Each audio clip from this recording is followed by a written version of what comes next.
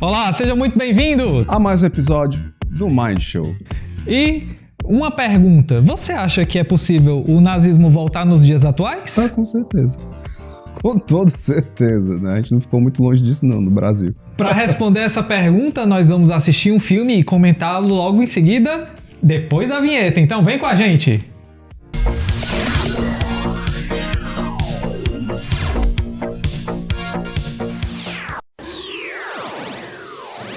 Fala galera, sejam muito bem-vindos a mais um episódio do Mind Show. E hoje a gente vai falar sobre um filme chamado... Dinho Velho.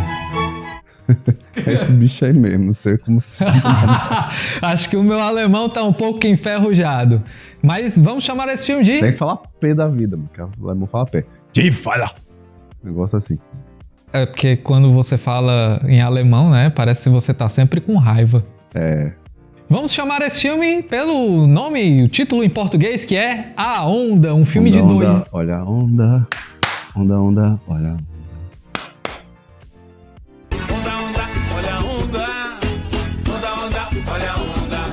Um filme de 2008 que não é muito conhecido, é até meio obscuro. É um filme alemão, mas é um dos filmes mais sensacionais que eu já assisti. Que ele tem um cunho psicológico, sociológico, político muito, muito interessante. E dá pra gente falar sobre muita coisa. Então, a gente vai falar desse filme, mas antes, a gente gostaria que, se possível, se você é novo aqui, aproveita, desce, aperta o botão de inscrito para você ficar sabendo aí dos nossos lançamentos e também para ajudar o canal a crescer. Se você já acompanha a gente, já assiste os nossos vídeos eventualmente, também se inscreve aí para a gente poder entregar vídeos de mais qualidade. Então, rapidinho, você se inscreve e ajuda pra caramba a gente. Obrigado!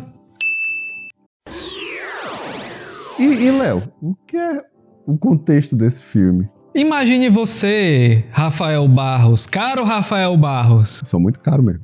Imagine você ser um professor e você ter o seguinte pensamento, né, durante as aulas com seus alunos, assim, será que é possível um regime fascista, ditatorial se estabelecer?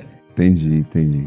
Exatamente essa é a premissa do filme, né? O professor, ele é um professor, parece que é de história, não lembro se chega a falar no filme, né, e tudo mais, mas acredito que seja um professor de história ali. Ele divide as aulas com outro professor também de história, né? E ele até escuta Ramones, né? Começa com Ramones, essas coisas assim e tal. E ele é louco para poder falar sobre anarquia, né? Ele quer iniciar as aulas falando sobre anarquia e tudo mais. Só que esse tema acaba ficando com outro professor. E ele meio que fica pé da vida, que, meu Deus do céu, eu tenho que dar uma coisa sobre autoritarismo, mas eu não queria dar sobre totalitarismo, autoritarismo, eu queria dar aulas sobre anarquia. E aí começa, né, exatamente desse momento de ressentimento, esse momento pé da vida que ele fica, porque ele vai ter que falar sobre um tema que ele não quer falar, ele acaba decidindo fazer um experimento social com a turma. Ele cria ali uma espécie de autocracia, né? Ele vai ensinando aos poucos os alunos, e é interessante porque, assim, no começo os alunos, eles demonstram muita resistência, dizendo assim, nazismo, ninguém quer falar sobre isso, porque tem esse estigma na Alemanha, né? Sim. As pessoas não se sentem bem falando, e vê aquela coisa, mas todo mundo já sabe disso, não, mas isso aí, ninguém é doido de voltar para isso aí, né? Tem muito isso aí. Mas aí o professor diz assim, será que é mesmo? Vamos fazer aqui um teste, porque assim, o tema dele é para falar sobre autocracia. Ele começa a conceituar o que é isso, ele começa a puxar dos alunos esses conceitos e tal. Ele propõe um experimento. E nesse experimento, ele começa a estabelecer várias regras que definem esse regime mais totalitário. Ele diz, você só vai poder perguntar, fazer qualquer tipo de pergunta quando você tem que levantar. A partir de agora, ninguém fala sem permissão. E mais, a partir de agora, quem quiser falar tem que se levantar. Assim, antes era mó bagunça, o pessoal tudo, né? Não, agora você vai ter que levantar e você tem que falar objetivamente. Quero nhenhenhê não. É lógico que um líder merece respeito. E aí ele começa a questionar os alunos, né? Quais são os elementos que compõem esse regime totalitário, fascista e tal. E dentro disso eles vão construindo esse experimento. Então no primeiro momento é isso, ele vai mostrando a autoridade, aí ele diz, vocês não vão me chamar de Rainer mais, que é o nome dele, né? Rainer, é o primeiro nome. Vocês vão me chamar de Sr. Wenger. Por isso quero que se dirijam a mim como Sr. Wenger pelo resto da semana. Aí uns já falam, né? Ah, Sr. Wenger, não sei o que, outros Rainer, aí ele já... Rainer não, Sr. Wenger. Aí os caras já ficam, né? Tudo trancado ali. Alguns alunos, eles entram muito de primeira e outros meio que... que marmota é essa, né? E aí alguns até saem da sala e tudo. Esse experimento, ele vai tomando uma proporção inacreditável. Eu lembro quando eu estava assistindo esse filme, né? Uma das coisas que me vieram muito à cabeça, né? Foi algo que falam, né? Os autores do Como as Democracias Morrem, que eles falam exatamente disso, né? Existem alguns momentos de crise, alguns momentos de ressentimento e tudo mais, que fazem com que as pessoas elas levem menos em consideração os seus próprios direitos e fiquem com a sua criticidade mais baixa em prol de uma tentativa de melhoria. Tem na voz de alguns alunos que alguns alunos falam assim, poxa, mas nossa turma era horrível, né, antes, né? Isso melhorou muito nossa turma ficou disciplinada, nossa turma ficou mais unida, nossa turma ficou mais isso. Ali mesmo naquele microsistema, né? Naquele microsistema social daquela turma, existiam coisas que eles não estavam andando bem, né? Tinha ali... Porque assim, né, a gente sabe que nas salas de aula tem muita coisa dos grupinhos, né? Sim. As pessoas, elas se aglutinam ali em grupos de pessoas com interesses incomuns. O que é que ele faz? Ele destrói tudo isso. Exato. Ele muda toda a disposição da turma e aí ele pega e tem a seguinte sacada. Ele coloca os alunos que têm dificuldade numa matéria com outros que são bons naquela matéria. Sim. E aí as pessoas dizem assim, mas eu não quero ficar com essa pessoa, por que é que eu tô com essa pessoa? Porque, ela é ruim em tal matéria. Aí ela diz, não, mas ela é boa em tal matéria e você é ruim nessa matéria, então ela vai te ajudar.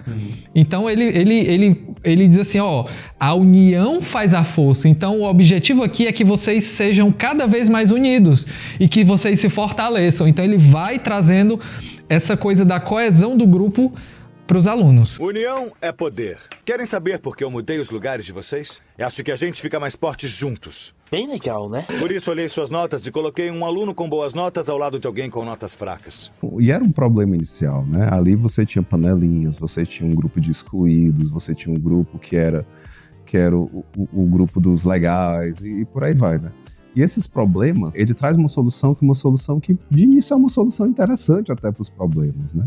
Só que aos poucos a gente não vai percebendo em prol dessa solução que parece ser muito legal de início, os problemas que elas começam a trazer, né?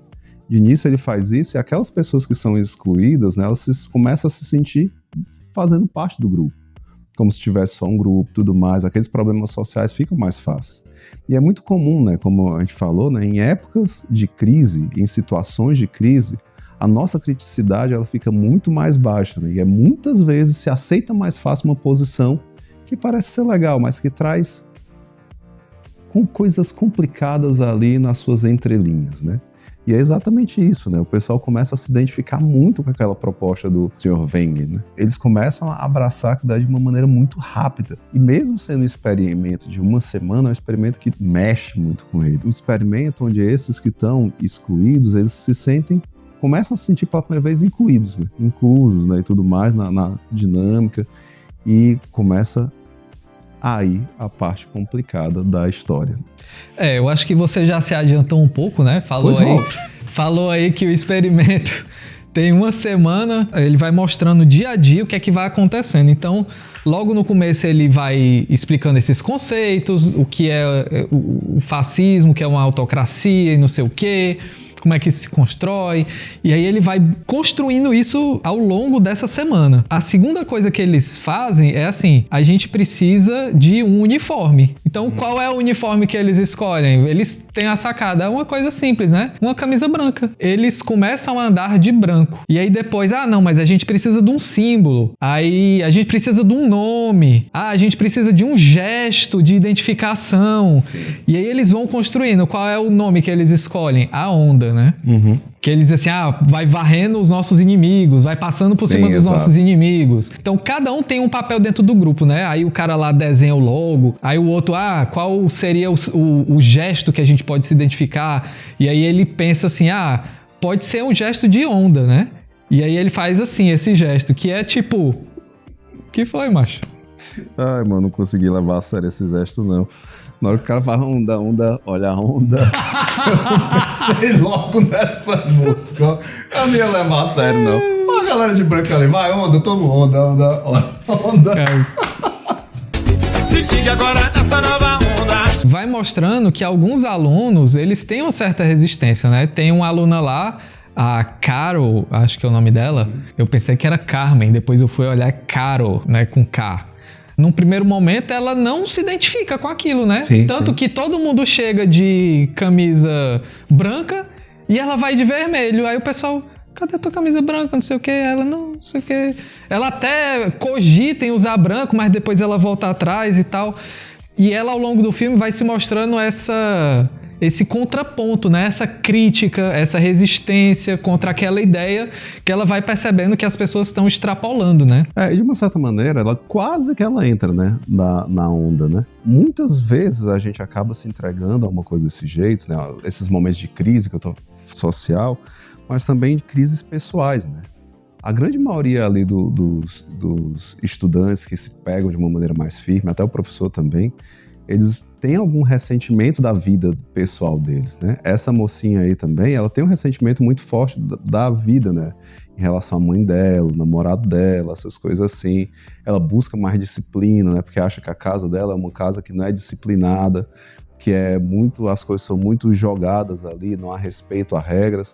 E de início ela até pensa, cogita em ir pra onda, mas depois ela se torna essa resistência, né? De não quero. Só que ao mesmo tempo, aqueles que se tornam resistência em movimentos desse jeito, como no fascismo e tal, ele acaba sendo visto como inimigos, né? Aqueles que a gente tem que colocar pra lá, aqueles que não fazem parte.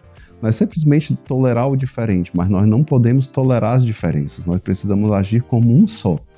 E se a pessoa não faz parte disso daqui, ela tem que ser excluída daqui. No que começa como uma sensação de união, nós vamos tirar as diferenças para agirmos como um só corpo.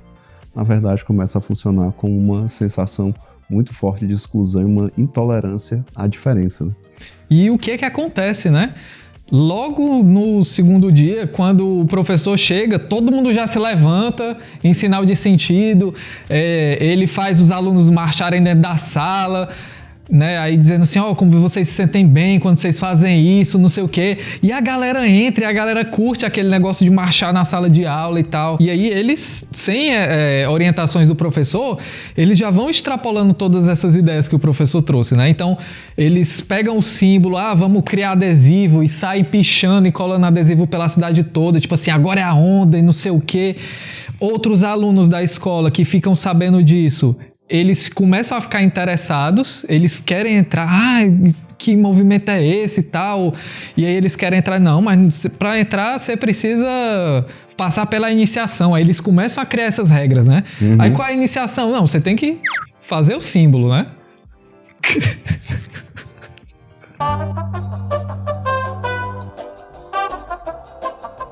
E eles começam a ser agressivos com os alunos que são contra aquilo, que não querem entrar. Todavia, começa a ter uma grande adesão, tanto que tem alunos que saem da sala do outro professor lá, o velho que sacaneou o Sr. Wenger, né? Sim, sim. O pessoal começa a sair da sala e ir para a aula do Sr. Wenger, porque todo mundo fica sabendo da onda e quer participar. E chega um momento que ele diz assim, não, tá lotado, não tem mais, não entra mais ninguém aqui. Só que eles vão adquirindo novos seguidores, digamos assim, né? Sim, exato. O próprio Sr. Wenger, ele vai descendo e ele começa a entrar num conflito pessoal com a esposa dele, porque ela começa a questionar, né? Tá tudo bem, o que tá acontecendo? Você tá diferente, você mudou e tal. E aí ele começa a dizer, não, mas os alunos agora eles estão mais obedientes, eles estão mais organizados, eu estou me sentindo mais valorizado, agora a sala tá numa união, né? Não tá mais aquela confusão de antes, não sei o quê. Então ele vai descendo também e ele nem percebe. E eu acho importante destacar o aluno Tim. Ele já demonstra desde o início que ele tem problemas, né? Logo no começo do filme ele compra drogas pra galera e tal. E aí a galera pergunta assim, mas quanto é? Aí ele, não é nada não. Aí os caras ficam assim, como assim, não é nada, não sei o quê. Aí, não, vocês são meus amigos. Então, desde o começo do filme já mostra que, tipo assim, é uma pessoa solitária, é uma pessoa que tá tentando fazer vínculos, que quer ser aceita pelo grupo. E ele é o que entra assim de cabeça, ele é o que entra total desde o começo, ele adere a essa ideia da onda de uma forma muito significativa e você já vê nele assim indícios de violência, indícios de algum tipo de transtorno ali. Eu acho que ele era o mais suscetível, né? Ele era um cara que estava em crise, uma crise existencial ali. E era uma crise existencial onde ele estava atrás de alguma coisa onde pudesse se ancorar, mas ele não tinha essa âncora, né? Ele foi atrás ali da galera que ele vende drogas e tudo mais, só que ao mesmo tempo ele não estava incluído ali. Ele começa a falar com a família, né, sobre uma coisa que ele acha legal, e a família meio que exclui ele ali, trata ele como um cara que não é nada. É claro que não dá pra gente colocar todas as coisas no histórico. Pode ser que ele já traga também alguma questão genética, alguma coisa assim, que tem uma dificuldade maior do discernimento, uma dificuldade maior de julgamento. Pode ser. Mas é muito importante a gente frisar esse lado de o quão as pessoas que não se sentem inclusas em uma determinada situação, de repente elas podem se agarrar de uma maneira muito extremista em algo que parece que inclui elas. Até mesmo na hora que eu comecei a ver aquela cena, né, e tudo mais, principalmente o final, né, que acontece com o Tim, eu não vou dar o spoiler, mas o final, eu lembrei muito do Coringa, né? Que o Tim parece muito parecido com o Arthur Fleck, né? Que é esse cara que ele tenta, de alguma maneira, ser incluído em algo. Ele tenta, de alguma maneira, fazer parte. Ele tenta, de alguma maneira, encontrar uma forma de ser visto, uma forma de ser reconhecido, uma forma de ser respeitado. E exatamente por não encontrar, ele se entrega àquela coisa vil que parece que conseguiu reconhecê-lo, né? E o Tim, ele se agarra muito à onda de uma maneira extremista, de uma maneira muito forte, porque a onda preenche um vazio existencial muito pesado nele. E que ele se agarra naquilo dali, que ele não pode, de maneira alguma, pensar estar fora da onda. Ele se sente fazendo parte, finalmente. Né? E é uma das coisas aqui que a gente pensa, de que é assim, se a gente for levar em consideração, todos os personagens são personagens que trazem uma forma de ressentimento. O próprio o Sr. Veiga, né? Quando ele começa a bater no chão, né? Ele bate no chão com raiva do professor que está lá embaixo, né? E ali é o ressentimento dele falando, e com o ressentimento dele acaba colocando ele numa situação difícil. O carinha com a namorada, ele é ressentido com ela também. Poxa, você tá com inveja de mim porque finalmente eu estou sendo visto. Né, e você quer que eu saia disso daqui onde eu estou finalmente sendo visto. Né? Então, muitas vezes, esse ressentimento ele pode estar dando espaço a questões complicadas se ele não for bem direcionado. A própria história do nazismo, a própria história do fascismo, é também uma história de ressentimento, de um ressentimento social. De locais onde estavam saindo de uma primeira guerra e outras questões mais pesadas a nível cultural também, mas eram locais onde estavam saindo de uma primeira guerra e saíram de uma maneira devastada dessa primeira guerra, e de repente aparecem algumas pessoas que falam de uma maneira tão grande, que colocam uma sensação de união e que diz, olha, vocês são melhor do que qualquer outro no mundo, né? E eles se agarram de uma maneira muito pesada a isso, né? Esse vídeo ficou um pouco grande, a gente vai ter que cortar ele agora. Aguardem aí a parte 2 do vídeo da onda, pra gente poder continuar essa discussão bacana no nosso vídeo seguinte. Então, muito obrigado a você que chegou até aqui, que assistiu. Coloca aí nos comentários o que é que você achou até então sobre o que a gente está discutindo. Deixa o seu like, ajuda muito o nosso vídeo, o canal a ganhar relevância. Não se esquece de se inscrever também no canal para poder ajudar a gente. E até o próximo vídeo, até a parte 2. Até a parte 2. E não deixa a onda morrer, não deixa a onda acabar. Essa onda é muito boa.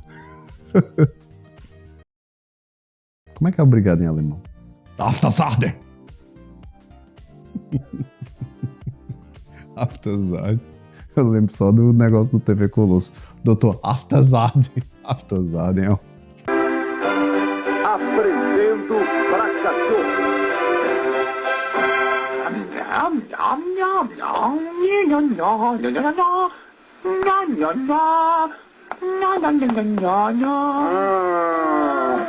Parece um ótimo queijo.